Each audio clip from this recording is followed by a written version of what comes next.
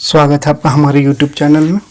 आज की इस वीडियो में क्लास 8 का मैथ JCRT तीसरा चैप्टर स्टार्ट कर रहे हैं। तो चैप्टर का नाम है घन और घनमूल, क्यूब एंड क्यूब रूट्स। तो इसमें पढ़ना है घन और घनमूल के बारे में। जैसे इसके पहले का चैप्टर में देखे थे वर्ग और वर्गमूल, स्क्वायर और स्क्वायर रूट निकालना। इसमें देखेंगे घन और घनमूल क्या होता है, कैसे निकलता है। तो एक्सरसाइज 3.1 का क्वेश्चन देखते हैं, तो वहीं पे समझ में आएगा घन क्या है, घनमूल क्या है, उसको समझाते जाएंगे क्वेश्चन से ही। तो चलिए, पहला क्वेश्चन है, निम्न में से कौन सी संख्याएं पूर्ण घन है, जिसमें से इसका पहला है 1000। ये पूछा है कि पूर्ण घन है या नहीं। तो सबसे पहले थोड़ा सा जान लेते हैं घन क्या होता है और घनमूल क्या होता है।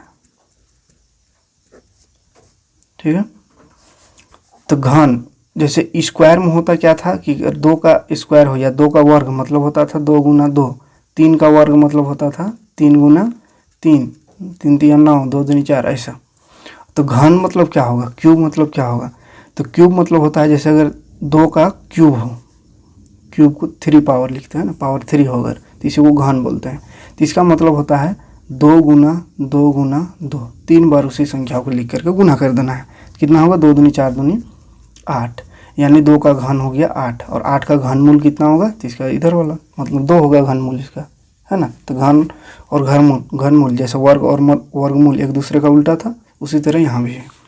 जैसे 3 का घनमूल बोले तो कितना हो जाएगा, 3 गुना 3 गुना 3, 3 3 9 27 हो गया। बोलेंगे 27 का घनमूल निकालिए तो कितना होगा, 3 आंसर। और 3 का घन कितना होगा, तो 3 3 9 27। इसी तरह 4 का घन कितना होगा, तो 4 गुना 4 गुना 4 कितना हो गया, 4 चौके 16, 16 चौके 64। और 64 का घनमूल होगा कितना, तो 4 होगा।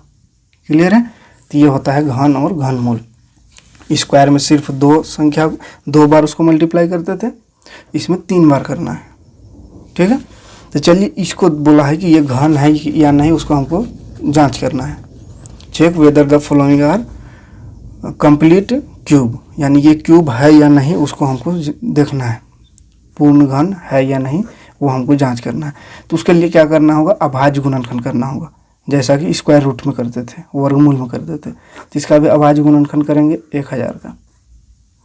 तो 1000 का अभाज्य गुणनखंड करें तो आया कितना, 2 5 10, 2 0 है, फिर 2 1 2, 2 दूनी 4 होगा, एक यहाँ गया 10 हो गया, 2 5 10, 2 0 0, फिर से 2 से 2 1 2, 2 दूनी 4, एक यहाँ गया 2 5 10, 500 होगा, 5 दूनी 10, 5 5 25, फिर 500 होगा, 5 5 25, फिर 5 1 5। अब घनमूल कब होगा, जब एक ही संख्या 3 बार आए, है ना। एक ही संख्या अगर 3 बार आता है, इसका मतलब कि वो कंप्लीट घन है ना। तो देखिए यहाँ पे इसका कितना आया अभाज्य गुणनखंड, 2 गुना 2 गुना 2, 3 बार 2 आया, और 5 भी 3 बार आया, 5 गुना 5 गुना 5, यानी कि 2 भी 3 बार आ गया, 5 भी 3 बार आ गया। तो यहाँ से 2 निकल जाएगा, यहाँ से 5 निकल जाएगा, यानी 2 का क्यूब और ये 5 का क्यूब। और यही क्यूब को ही क्या बोलते हैं, घनमूल, या क्यूब को घन। और इसका उल्टा यानी इसका घनमूल बोलता था 2 और 5 लिखते हैं। तो घनमूल अभी निकालना नहीं है, तो इतना ही देखना है कि 3 बार आ रहा है दोनों संख्या, यानी कि ये क्या है, पूर्ण घन है। अगर ये 3 बार आया, ये 2 ही बार आता, या ये 3 बार ये 2 बार, तो पूर्ण घन नहीं होता। लेकिन दोनों 3 बार आया है, इसीलिए ये बोलेंगे क्या, कि पूर्ण घन है, इट इज कंप्लीट क्यूब, है ना। अगला देखते हैं इसी का 3087, ये क्वेश्चन है। तो इसका भी वैसे अभाज्य गुणनखंड करेंगे 3087 का। तो ये 3 से होगा, 3 1 जा 3, 3 0 0, 3 2 जा 6, 2 यहाँ गया 27 होगा, 3 9 जा 27, फिर से 3 से होगा, 3 3 जा 9, एक यहाँ गया 12 हो गया, 3 4 जा 12, फिर 3 3 जा 9। अब ये 3 से नहीं होगा, अब कोई दूसरा संख्या से करते हैं, 7 से करके देखते हैं तो कितना हो जाएगा, 7 चौके 28, 29 30, हाँ ये 7 से हो जाएगा, 7 चौके 28, 29 30, इधर और 4, 2 4 6 बचा, 6 यहाँ गया तो 63, 7 9 63, फिर 7 से होगा, 7 7 7 जा 49, फिर 7 1 जा। तो इसका वर्गमूल इसका अभाज्य गुणनखंड कितना है, 3 × 3 इंटू 7 यानी 3 2 बार आया, 7 3 बार आया। तो 7 तो 3 बार आ गया, लेकिन 3 कितना बार आया, 2 ही बार आया। मतलब क्या हुआ कि ये पूर्ण घन नहीं है। अगर 3 भी 3 बार आ जाता तो लिख देते पूर्ण घन है। बात आ रही समझ में? इसी तरह आप किसी भी संख्या का जांच कर सकते हैं अभाज्य गुणनखंड करके। अगर 3 बार आया संख्या, एक ही संख्या, तो लिखेंगे पूर्ण घन है, अदरवाइज नहीं है ना। तो इसी तरह का और भी बहुत सारा क्वेश्चन है, जो कि चैप्टर ही है घन और घनमूल, तो इस तरह का बार बार आते रहेगा। तो इसमें 2 ही क्वेश्चन देखते हैं और 2-3 क्वेश्चन है। आप उसको अभाज्य गुणनखंड करके सिर्फ देखना है कि 3 का जोड़ा अगर बन रहा है, 3 बार आ रहा है एक ही संख्या, तो घनमूल लिख देना है कि पूर्ण घन है, और नहीं तो नहीं है। बढ़ते हैं अगला क्वेश्चन की ओर। दूसरा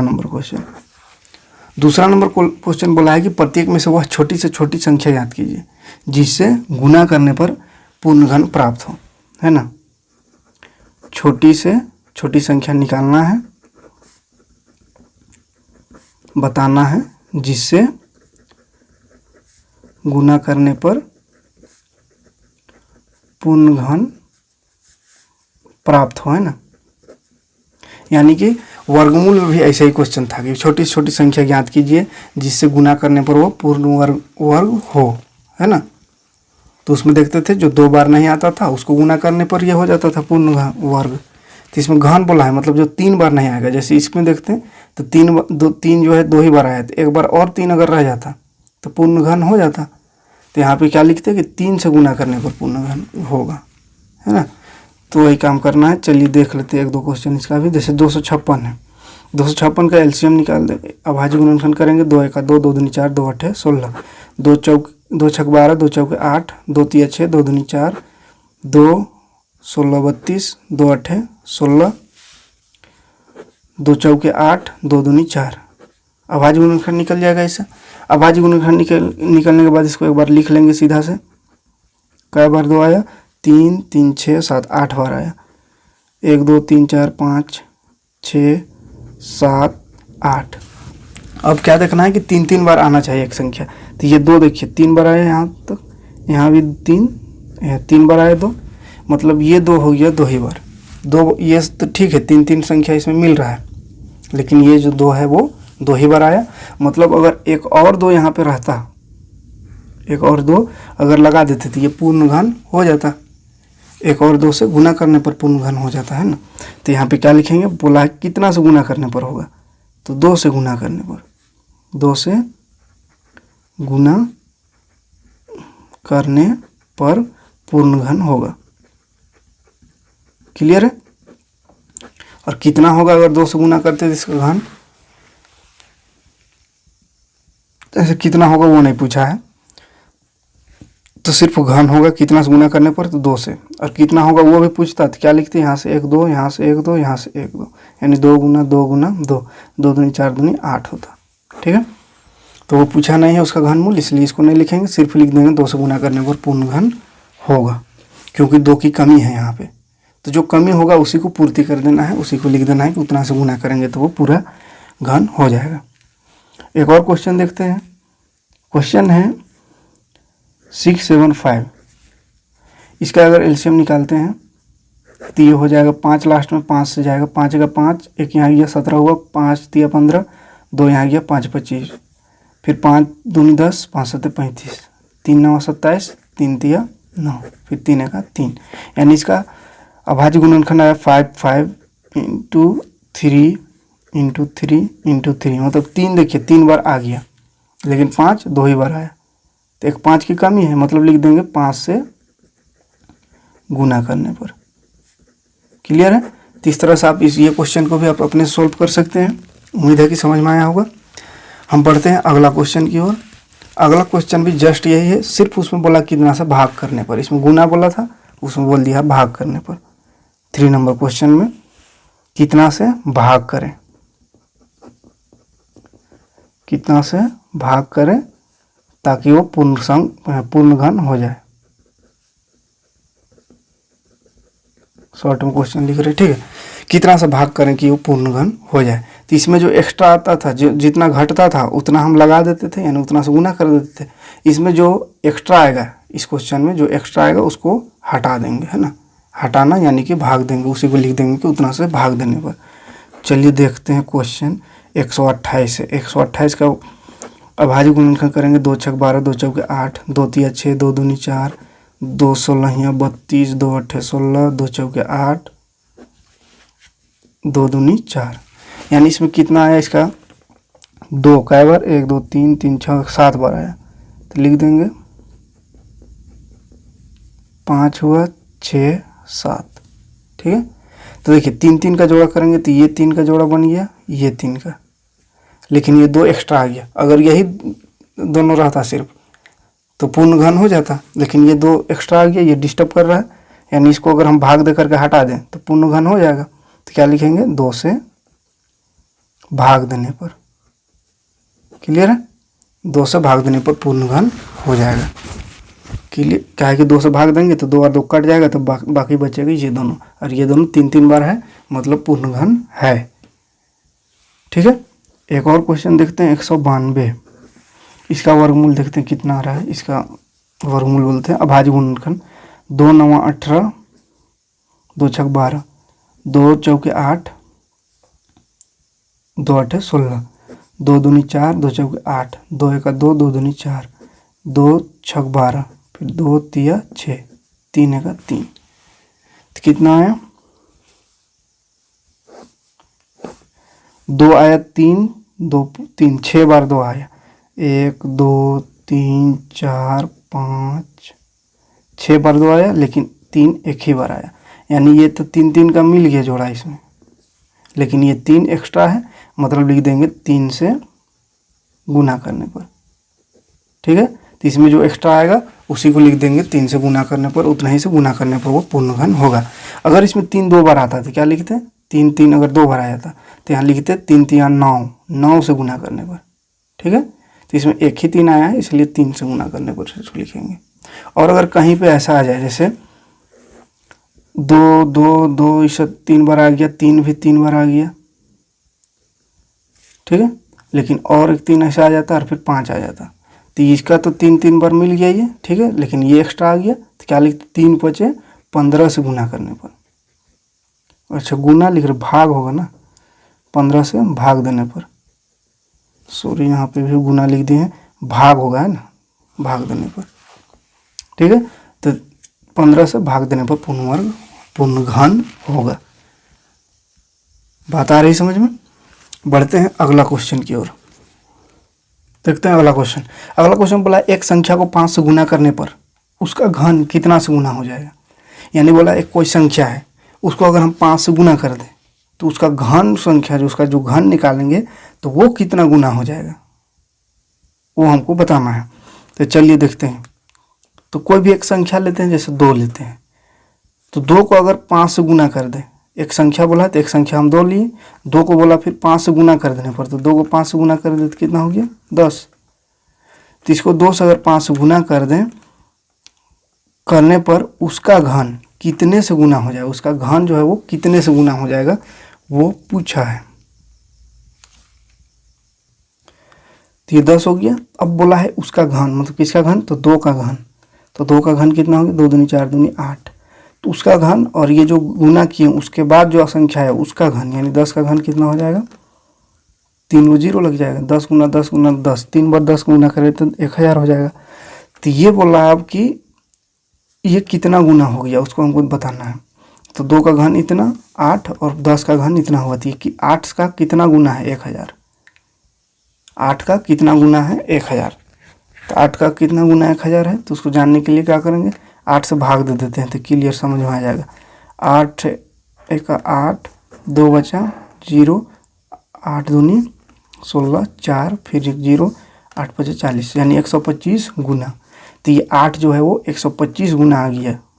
ये 10 का क्यूब जो है वो 8 का 125 गुना आ गया। और 125 का मतलब क्या है कि 5 का क्यूब, 5 का क्यूब 125 होता है ना, 5 गुना 5 गुना 5, तो 5 25 25 125, तो 125 गुना वो संख्या बन जाता है।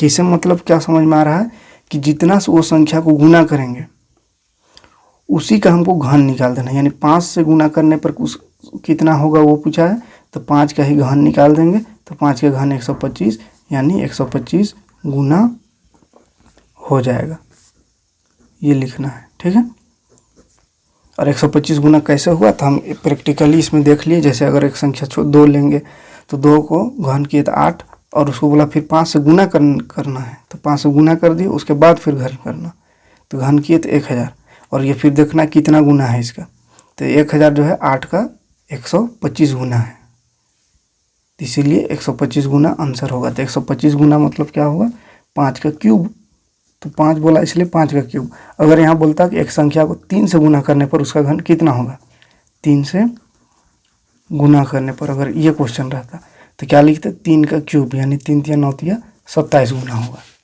ठीक है, तो जितना संख्या से गुना करना है उसी का क्यूब कर देंगे, तो वो कितना गुना वो संख्या होगा, आने वाला संख्या वो निकल जाएगा। तो क्लियर है यहाँ तक। चलिए देखते हैं अगला क्वेश्चन, क्वेश्चन नंबर 5। तो क्वेश्चन नंबर 5 में बोला एक घनाभ है और उस घनाभ का भुजा दिया हुआ है। ठीक है, घनाभ का भुजा दिया हुआ है 5 सेंटीमीटर, 2 सेंटीमीटर एवं 5 सेंटीमीटर। ये घनाभ का भुजा दिया हुआ है। बोला है कि इस घनाभ, ऐसा कितना घनाभ की जरूरत पड़ेगा इसको अगर हम घन बनाएं, तो एक घन बनाने के लिए, तो घन बनाने के लिए ऐसा कितने घनाभ की ज़रूरत है। तो घन मतलब क्या होगा कि ये 5 जो है वो 3 बार आना चाहिए, 2 भी 3 बार आना चाहिए, तब वो घन बनेगा, है ना। तो इसको चलिए देख लेते हैं। घनाभ का आयतन क्या होता है,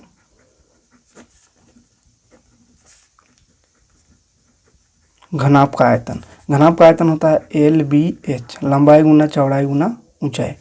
तो लंबाई है 5, चौड़ाई 2 गुना 5, ये हो गया। ठीक है, अब देखिए इसी में अगर 5 3 बार रहता और 2 भी 3 बार रहता तो क्या हो जाता, वो एक पूर्ण घन बन जाता।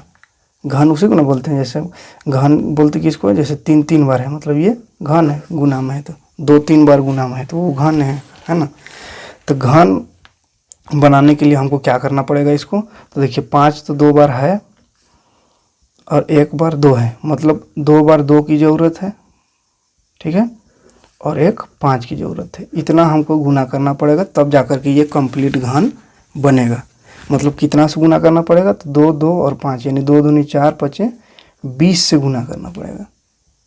तो 20 से गुना करना पड़ेगा, यानी कि पूछा है कितना घनाभ लगेगा ऐसा, तो 20 घनाभ लगेगा, लिखना होगा कितना, तो 20 घनाभ की ज़रूरत है, यही आंसर लिखना है। ठीक है, वर्ड बना के लिख देना 20, ऐसे 20 घनाभों से को मिलाने पर ये पूर्ण घन बनेगा, एक घन बनेगा। क्यों ऐसा होगा, क्योंकि घन के लिए 3 3 संख्या होनी चाहिए, इसमें 5 2 बार है, मतलब एक 5 की ज़रूरत है, 2 एक ही बार है, तो 2 2 बार और ज़रूरत है, यानी 2 दूनी 4 और 5 4 5 20, तो 20 घनाभ की ज़रूरत है। इस तरह का क्लियर है। बढ़ते हैं अगला क्वेश्चन की ओर, 6ठा नंबर। तो 6 में कुछ प्रतिरूप दिया हुआ है। एक प्रतिरूप कैसे दिया हुआ है, तो 1 का क्यूब दिया हुआ है 1 होता है, फिर दिया हुआ है कि 1 का क्यूब प्लस 2 का क्यूब हो तो उसका वैल्यू होता है 1 प्लस 2 का होल स्क्वायर। फिर बोला है 1 का क्यूब प्लस 2 का क्यूब प्लस 3 का क्यूब रहे तो उसका वैल्यू होता है 1 प्लस 2 प्लस 3 का स्क्वायर। तो इसी को देखते हुए, इसी के आधार पर बोला है हमको निकालने 1 प्लस 2 प्लस 3 सब में क्यूब है ना, प्लस 4 क्यूब प्लस 5 क्यूब, इस तरह से प्लस 10 क्यूब, यानी 10 तक का क्यूब का आंसर कितना आएगा वो हमको निकालना है। तो इसमें देखिए क्या हो रहा है इस प्रारूप में। तो 1 का क्यूब मतलब 1 होता है, ये ठीक है यहाँ। अब 1 का क्यूब प्लस 2 का क्यूब रहे तो 1 प्लस 2 जोड़ देना है और उसका होल स्क्वायर।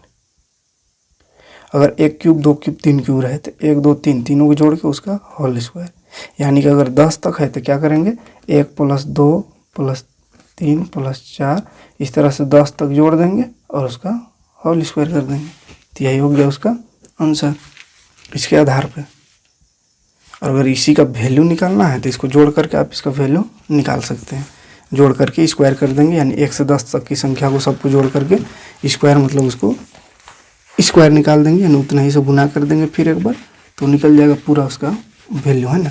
लेकिन सिर्फ इसका प्रतिरूप देख करके इसका आंसर बताने वाला है, तो इसका प्रतिरूप के हिसाब से ये हो गया आंसर। क्लियर है। 7वां नंबर क्वेश्चन देखते हैं, लास्ट क्वेश्चन है। इसमें बोला है कौन सम होगा और कौन विषम, सम और विषम देखना है, ठीक है।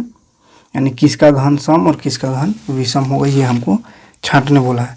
तो इसके लिए थोड़ा सा देख लेते हैं शुरू से। 1 का घन कितना होता है 1, 2 का घन कितना होता है 2 दूनी 4 दूनी 8, 3 का घन कितना होता है 3 3 9 होती है 27, 4 का घन कितना होता है 4 चौके 16 चौके 64, 5 का घन कितना होता है 125। तो इससे क्या समझ में आ रहा है, देखिए 1 विषम संख्या है तो इसका घन भी आया विषम, 2 सम संख्या है तो इसका घन भी आया सम संख्या, 3 विषम संख्या है तो इसका घन आया विषम संख्या, 4 सम है तो इसका घन सम, 5 विषम है तो इसका घन विषम। इसका मतलब समझ में आ रहा है कि घन जो है वो सम संख्या का सम आता है, विषम का विषम। जैसे वर्ग में भी होता था, वर्ग में भी ये क्वेश्चन था, तो वर्ग में भी सम संख्या का वर्ग सम आता है और विषम का विषम। तो सिर्फ इसमें संख्या को देख करके जान जाएंगे कि वो सम होगा या विषम। जैसे एक संख्या है 10648, इसका सम होगा कि विषम, तो ये लास्ट में 8 यानी सम संख्या है तो इसका वर्ग भी सम होगा। क्लियर है। इसी तरह 9 2 6 1 ये है, तो इस संख्या क्या है विषम संख्या है, तो इसका वर्ग भी विषम होगा। सिर्फ देख करके आंसर लिखना है सम होगा कि विषम होगा। तो सम संख्या का सम लिखना है, विषम का विषम। क्लियर है। तो यहीं पे ये एक्सरसाइज खत्म होता है इसका। तो मिलते हैं अगले वीडियो में।